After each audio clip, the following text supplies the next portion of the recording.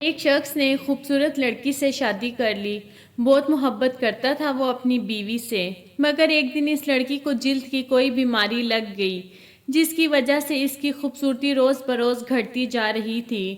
ایک دن اس کا شوہر کسی سفر پر نکلا، واپس آتے ہوئے اسے حادثہ پیش آیا جس میں اس کی دونوں آنکھیں ضائع ہو گئیں۔ خیر، ان کی ازدواجی زندگی یوں ہی چلتی رہی اور اس کی بیوی کی خوبصورتی مزید گھٹتی رہی، مگر اندھے آدمی کو اس بات کا علم ہی نہ تھا، لہٰذا ان کی زندگی پر اس بات کا کوئی اثر نہ پڑا۔ دونوں ایک دوسرے کو پہلے کی طرح ہی چاہتے رہے اور ایک دوسرے کا خیال رکھتے رہے۔ خدا کا کرنا ایسا ہوا کہ ایک دن اس لڑکی کا انتقال ہو گیا۔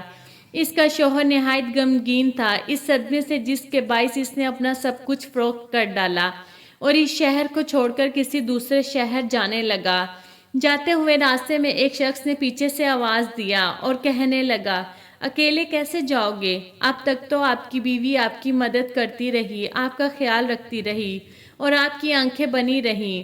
اندھے آدمی نے جواباً کہا، میں اندھا نہیں تھا، مگر ایسے ہی اس کو دکھا رہا تھا کہ جیسے میں اندھا ہوں، کیونکہ اگر اس کو پتہ چلتا میں اس کی بدصورتی دیکھ سکتا ہوں تو یہ احساس اسے اس کی بیماری سے زیادہ تکلیف دیتی، اس لیے میں نے اندھے ہونے کا ڈرامہ رچایا۔ وہ بہت اچھی بیوی تھی، میں بس اسے خوش رکھنا چاہ رہا تھا۔